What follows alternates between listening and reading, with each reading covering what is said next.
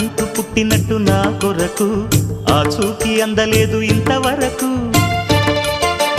వచ్చింది గాని ఈడు ఒంటి వరకు వేధించలేదు నన్ను జంట కొరకు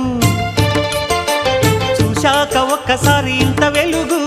నా వంక రాను అంది కంటి కునుకు ఈ అల్లరి గారడి నీ లీల అనుకోనా నీ పేరు ప్రేమ అవునా ఇవాళే నిన్ను పోల్చుకుందా